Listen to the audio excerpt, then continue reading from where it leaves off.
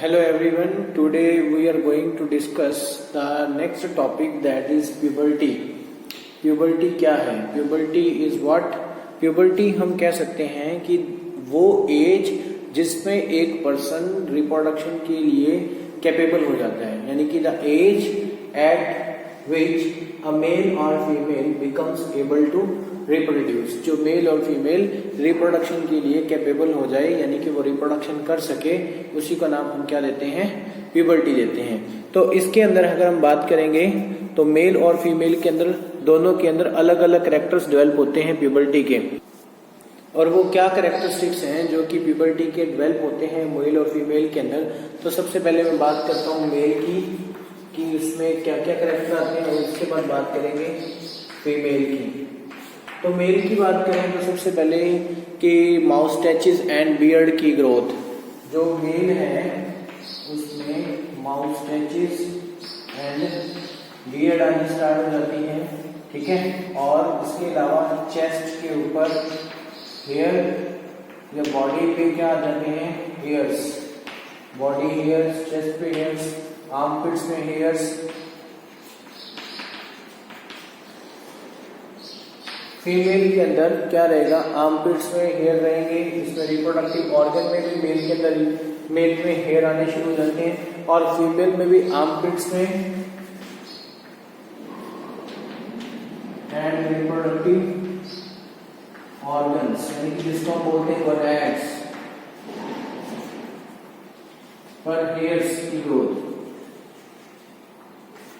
उस पे भी हेयर्स की ग्रोथ होनी स्टार्ट हो जाती है। तो हम कह सकते हैं उस केस में this is the secondary sexual characters of male and this is the character of female.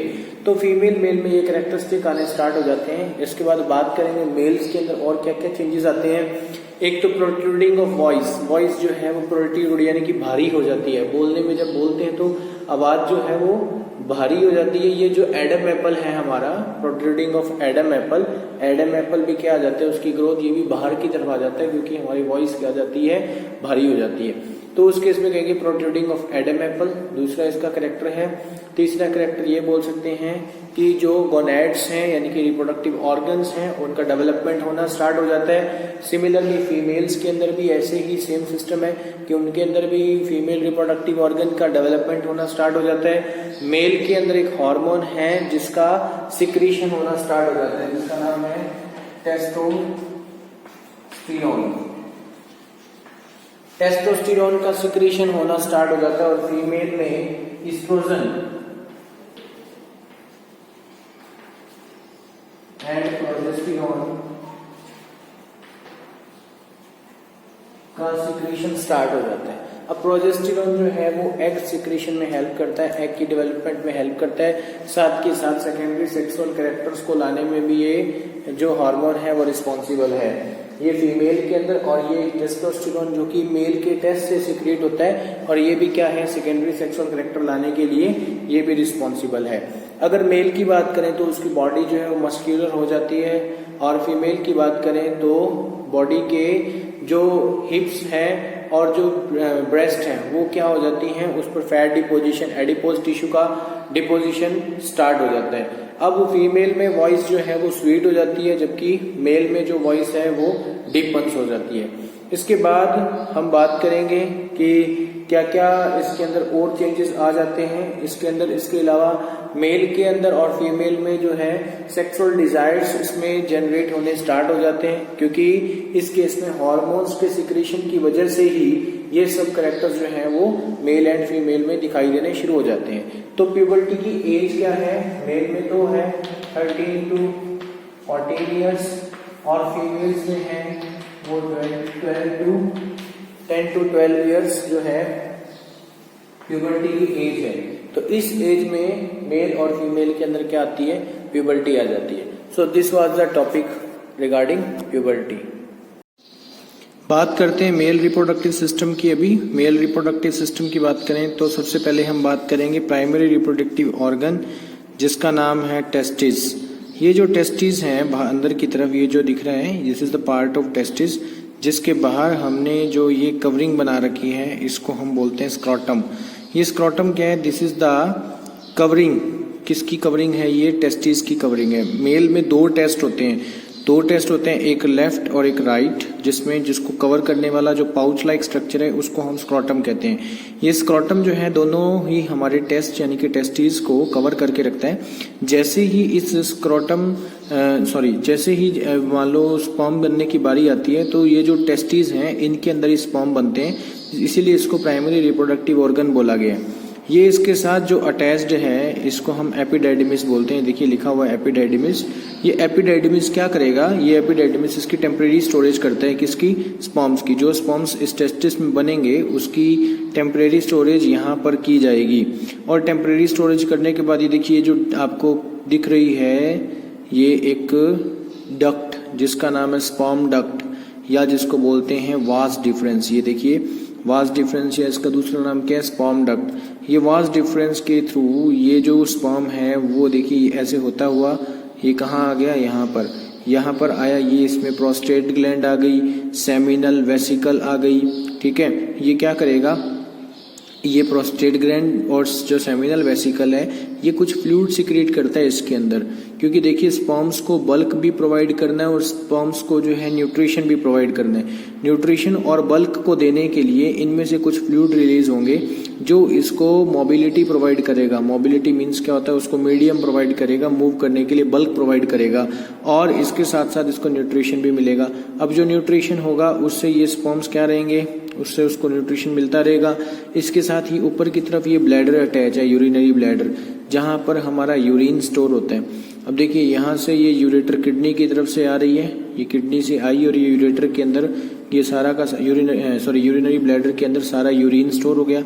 Urine जो है वो भी इसी डक्ट के थ्रू बाहर आएगा, और जो स्पर्म्स इसमें से जा रहे हैं वो भी इसी डक्ट के थ्रू बाहर आएंगे। जो स्पर्म्स हैं जब इस फ्लूइड के अंदर मिक्स हो जाता है सारा, तो ये जो स्पर्म्स जो हैं, अब इसका नाम स्पर्म ना होके इसका नाम क्या बन जाता है? सीमन, SEMEN, सीमन बन जाता है। और ये सीमन ही क्या निकलता है? पेनिस के थ्रू क्या निकल जाता है? बाहर निकल जाता है। This is the urethra. Urethra से यूरिन भी बाहर ही आ रहा है, और ये पेनिस के थ्रू, जो यूरेथ्रा के थ्रू, वो भी जो स्पर्म्स हैं वो भी बाहर की तरफ, यानी कि सीमन जो है वो भी बाहर की तरफ निकलता है। तो लेकिन एक टाइम में एक चीज बाहर आएगी। अगर यूरिन बाहर आ रहा है तो इस पे ये ब्लॉकेज है यहाँ पर, मतलब यहाँ पर ये जो सीमन है वो बाहर नहीं आ सकता। लेकिन जब सीमन बाहर आ रहा है तो उस केस में यूरिन बाहर नहीं आ सकता। तो during copulation, during sexual intercourse, जब स्पर्म्स बनकर तैयार हो जाते हैं तो सीमन की फॉर्म में इजैक्यूलेट हो जाते हैं। जो स्पर्म्स का बाहर निकलना, सीमन का बाहर निकलना थ्रू पेनिस, उसी को नाम हम क्या देते हैं? उसी को नाम हम देते हैं इजैक्यूलेशन प्रोसेस। तो ये कब होती है? ये ड्यूरिंग कॉपुलेशन होती है। कॉपुलेशन मीन सेक्सुअल इंटरकोर्स है, तो उसके ड्यूरिंग में ये होता है। तो अब एक क्वेश्चन इसमें ये भी आता है कि जो ये हमारे टेस्टिस हैं मेल रिप्रोडक्टिव सिस्टम में, ये आउटसाइड द बॉडी क्यों हैं? ये एब्डोमिनल कैविटी के अंदर रहते हैं वैसे, लेकिन एब्डोमिनल कैविटी से बाहर क्यों हैं? बाहर इसलिए हैं, आउटसाइड द बॉडी इसलिए हैं, लेकिन इसका एक रीजन है। ये बाहर इसलिए है क्योंकि 3 से 4 डिग्री टेम्परेचर इसको स्पर्म बनाने के लिए कम चाहिए बॉडी के कंपैरिजन में, इसीलिए आउटसाइड द क्या रहते हैं? बॉडी रहते हैं। क्लियर? तो इसीलिए जो बोला गया है कि why our testis are outside the body, तो आउटसाइड इसलिए क्योंकि इनको 3 to 4 डिग्री टेम्परेचर क्या चाहिए? कम चाहिए। तो ये तो था हमारा मेल रिप्रोडक्टिव ऑर्गन। इसके अंदर से ही टेस्टोस्टेरोन हार्मोन भी सीक्रेट होता है, यानी कि आपसे पूछे प्राइमरी रिप्रोडक्टिव ऑर्गन कौन सा है तो आप बोलेंगे टेस्ट है।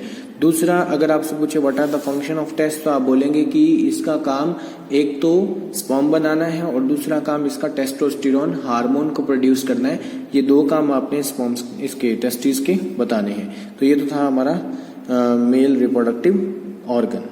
फ्रेंड्स, अब जो हम करने जा रहे हैं वो है फीमेल रिप्रोडक्टिव सिस्टम, जो कि बहुत इंपॉर्टेंट टॉपिक है। फीमेल रिप्रोडक्टिव सिस्टम की बात करें तो सबसे पहले हम बात करेंगे ओवरीज की। 2 ओवरीज होती हैं, एक होती है लेफ्ट ओवरी, एक होती है राइट ओवरी। तो लेफ्ट ओवरी या राइट ओवरी दोनों के अंदर हमें क्या मिलते हैं? एग्स मिलते हैं। तो जब एक फीमेल का बर्थ होता है तो लगभग थाउजेंड्स में से लगभग मान सकते हैं आप 800 या 600 to 800 के बीच में अनराइप्ड एग फॉलिकल्स होते हैं, जो कि बाद में मैच्योर होने के बाद एग बन जाते हैं। जब भी एक बेबी का बर्थ होगा उसके 10 से 12 साल बाद जब प्यूबर्टी आएगी, प्यूबर्टी आने के बाद 1 मंथ में 1 एग सिक्रीट होना स्टार्ट हो जाता है। तो देखिए या तो लेफ्ट ओवरी से या राइट ओवरी से, दोनों में से एक एग सिक्रीट होना स्टार्ट होएगा 1 मंथ में 1 टाइम। मान लेते हैं हम इस ओवरी से एक एग रिलीज हुआ और ये एग निकल के कहाँ गया, इस फनल ऑफ ओविडक्ट के थ्रू कहाँ पहुंच गया, फैलोपियन ट्यूब, जिसका नाम है ओविडक्ट। और फैलोपियन ट्यूब भी इसको बोल सकते हैं, ओविडक्ट भी बोल सकते हैं। ये इसको कैच करके कैरी करके यहाँ कहाँ ले जाता है, फैलोपियन ट्यूब तक लेके जाता है। देखिए ओवरी के 2 फंक्शन है। सबसे पहला फंक्शन तो है इसका एग रिलीज करना, और दूसरा जो फंक्शन है वो है इसके अंदर प्रोजेस्टेरोन एंड एस्ट्रोजन हार्मोन का रिलीज होना, कि दोनों के दोनों फंक्शन ये ओवरी परफॉर्म करती है। और primary reproductive organ of female की बात करें तो वो भी कौन है, ओवरी ही है। जैसे ही एग रिलीज होगा ये एग कहाँ पहुंच जाएगा, फैलोपियन ट्यूब में। देखिए ये फैलोपियन ट्यूब में एग पहुंच चुका है। नीचे से स्पर्म्स आएंगे, एंट्री भी यहाँ वेजाइना के थ्रू होती है। ये स्पर्म्स पहुंच गए या तो इधर या इधर, लेकिन इधर की तरफ कोई एग है ही नहीं, तो इसीलिए इन स्पर्म्स की कोई वैल्यू नहीं है। जब स्पर्म यहाँ जाएंगे, ये स्पर्म जाकर के इसके साथ अटैच हो जाएंगे। जब स्पर्म अटैच हो गए इस एग के साथ, ये क्या है, ये एग है, तो जब स्पर्म अटैच हो जाएगा एग के साथ, तो एग के साथ अटैच होने के बाद क्या हो जाएगा, उनका फ्यूजन, तो उसको हम बोलते हैं फर्टिलाइजेशन, जिसमें मेल और फीमेल दोनों का क्या हो जाएगा, आपस में फ्यूजन, जिसका नाम क्या देते हैं हम, फर्टिलाइजेशन। तो fusion of male and female gamete is called fertilisation, और फर्टिलाइजेशन से हमेशा क्या बनता है, जायगोट बनता है। जब इसका रोल खत्म हो गया, मीन्स इसका जो न्यूक्लियस इसके न्यूक्लियस के साथ फ्यूज हो गया, तो बाकी सारे स्पर्म्स की वैल्यू खत्म, क्योंकि अब उनकी जरूरत नहीं है। तो मैं ये मानता हूँ कि अब इनकी वैल्यू खत्म, ये सब के सब खत्म हो जाएंगे ऑटोमेटिकली। और ये जो स्पर्म है इसने अब एग से उसको क्या बना दिया, जायगोट बना दिया। जायगोट एक सिंगल सेल होती है, लेकिन जायगोट बाद में क्या करेगा, डिवाइड करेगा। जब इसमें डिवाइडेशन होना, देखिए ये चलता हुआ इस रूट से होता हुआ इधर की तरफ आ चुका है। अब इसमें डिवाइडेशन होना स्टार्ट हो चुका है, यानी कि अब ये जायगोट से एम्ब्रियो बनना स्टार्ट हो गया है, और ये एम्ब्रियो इसकी वॉल के अंदर जाकर के सिंक हो जाता है। ये किसकी वॉल है, ये यूट्रस की वॉल है। यूट्रस की वॉल में ऐसा क्या है, यूट्रस की वॉल में ब्लड की थिक लाइनिंग है, यानी कि ये जो कंप्लीट वॉल है वो ब्लड से मिलके बनी हुई है। इसमें ब्लड कैपिलरीज मिलेंगी। ये ब्लड कैपिलरीज यानी कि यूट्रस की वॉल थिक क्यों हो गई, बिकॉज क्योंकि उसको पता है कि जो हमने जायगोट बनाया है उस जायगोट को न्यूट्रिशन देना है, तो उस जायगोट को न्यूट्रिशन देने के लिए इसकी वॉल क्या हो जाती है, यहाँ से थिक हो जाती है। ठीक हो गई। अब इसके अंदर ये जाकर के सिंक हो गया, कौन, एम्ब्रियो।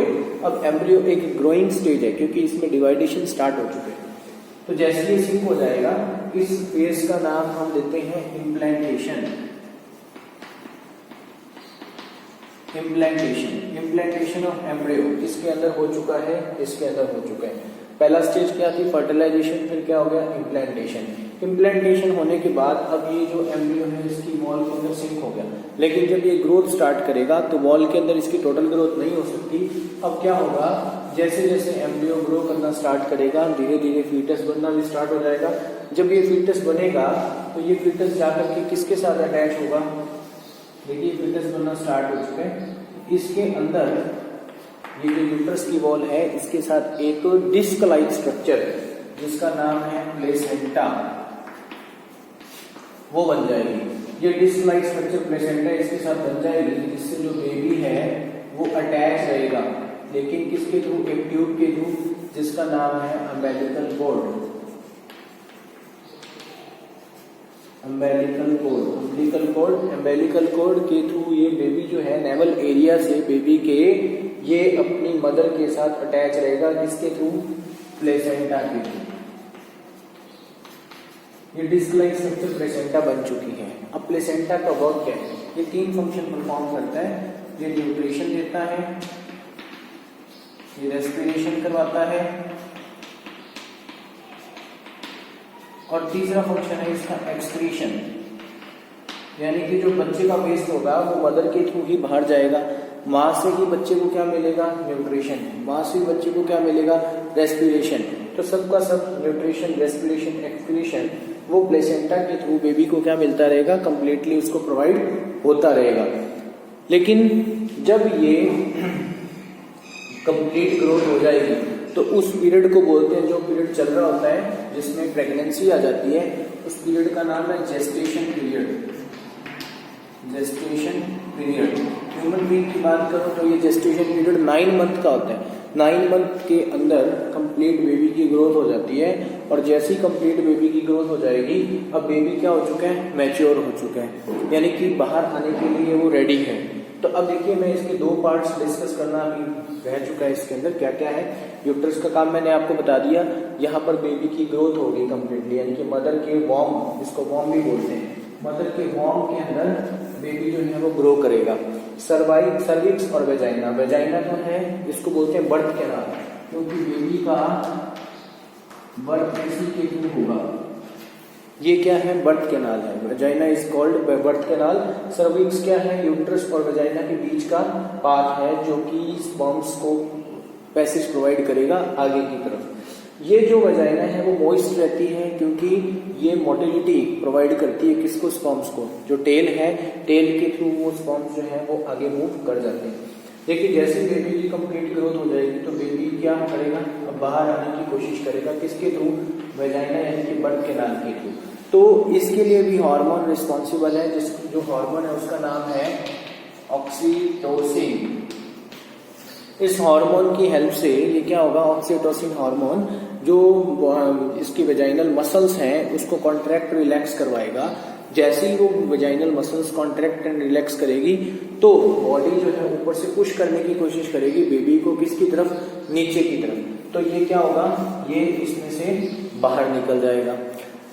ये तो हो गई फर्स्ट बात कि ऑक्सीटोसिन हार्मोन आया, जो कि मिल्क रिलीजिंग हार्मोन भी है। ये भी क्वेश्चन आता है कि ऑक्सीटोसिन या एक हार्मोन का नाम है प्रोलैक्टिन, जो मिल्क रिलीजिंग हार्मोन है, दोनों का काम ही सेम है। लेकिन ऑक्सीटोसिन अभी क्या काम कर रहा है, ये बेबी को बाहर की तरफ पुश करवाने में हेल्प कर रहा है, क्योंकि कॉन्ट्रैक्ट रिलैक्स प्रोसेस से मसल्स जो है वो बेबी को बाहर करेंगी। लेकिन पीछे इसकी कौन रोल प्ले कर रहा है, ऑक्सीटोसिन हार्मोन। तो ये क्या होगा, यहाँ से क्या निकल जाएगा, बाहर निकल जाएगा। तो इसीलिए इसको नाम दे दिया हमने बर्थ कैनाल। तो ये तो था पहला फेज जिसमें बेबी जो है वो बनता है। लेकिन एक सेकेंड फेज आता है, वो क्या है, जिसको हम बोलते हैं मेंस्ट्रुअल साइकिल। अब मैं आपका सेकेंड फेज लिखता हूं इसके अंदर, जो कि है मेंस्ट्रुअल साइकिल, जिसको अभी हम करेंगे। मेंस्ट्रुअल साइकिल में क्या रहेगा, अभी देखिए स्पर्म्स नहीं आएंगे, ना ही ये बेबी होगा। देखिए एग तो बनेगा लेकिन स्पर्म्स नहीं आएंगे। तो स्पर्म्स नहीं आएंगे, दैट मीन्स अब इन वॉल्स का कोई काम नहीं है। होता क्या है, 14 डेज के अंदर एग रिलीज होता है, जिसकी जो लाइफ स्पैन है वो है 1 डे, यानी कि 24 आवर्स। लेकिन जो स्पर्म्स है वो 72 आवर्स तक रहते हैं लाइव। तो अब देखिए क्या होगा, 14 डेज में जब एग बन के बाहर आता है तो 14 डेज तक में ही वो क्या रहेगा, अगर फर्टिलाइज हो जाता है तो ठीक है, अगर फर्टिलाइज नहीं हुआ तो आफ्टर 28 डेज क्या होगा, ये जो ब्लड लाइनिंग बनी है किसकी, ये दोनों तरफ, क्योंकि बॉडी को अभी नहीं पता ना कि फर्टिलाइजेशन होगा कि नहीं होगा। इसने जो अपनी प्रिपरेशन की है वो अकॉर्डिंग टू फर्टिलाइजेशन की है, लेकिन फर्टिलाइजेशन हुआ ही नहीं। फर्टिलाइजेशन हुआ नहीं तो आफ्टर 20 डेज क्या होगा, एक मेंस्ट्रुअल साइकिल आएगा, जिसको बोलते हैं मेंस्ट्रुअल साइकिल, मेंस्ट्रुअल पीरियड भी बोलते हैं जिसको, तो उसको क्या बोलते हैं, मेंस्ट्रुएशन।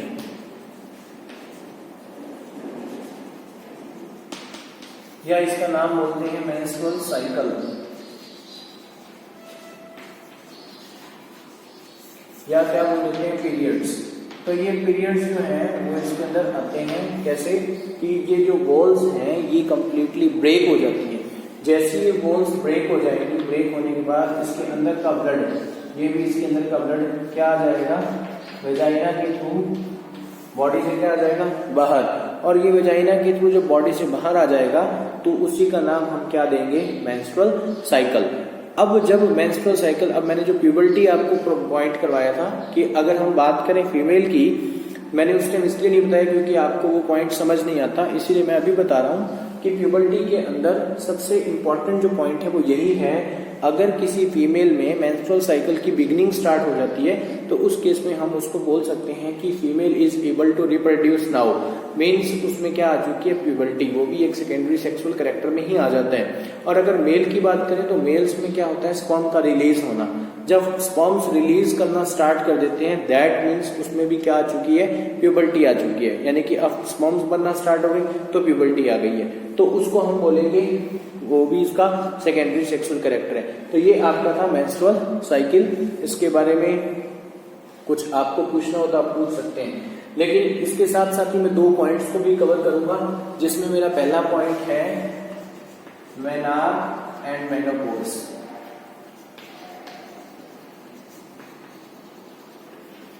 जब प्यूबर्टी आती है तो क्या होगा, 10 to 12 ईयर्स में फीमेल में जब प्यूबर्टी आएगी तो सबसे पहले जो मेंस्ट्रुअल साइकिल का रिलीज स्टार्ट होगा उसी का नाम है मेनार्क।